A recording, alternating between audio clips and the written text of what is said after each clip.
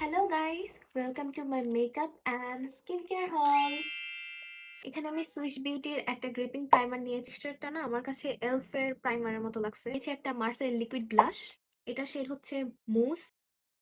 এলফের একটা sculpting concealer নিয়েছি, হোজোর একটা হাইলাইটার, এটার শেড হচ্ছে 03। মার্সের একটা আইব্রো পেন নিয়েছি। এন্ড এই সবগুলো প্রোডাক্ট আমি নিয়েছি ক্রাশি কসমিক থেকে। আমি Anwar azelaic acid 10% and hyaluronic নিয়েছি।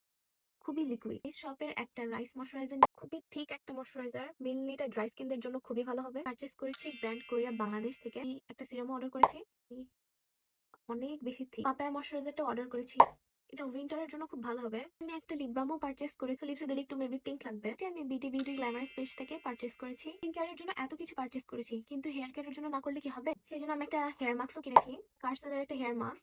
This is the end of my makeup and skin care হল। Thank you so much guys for watching.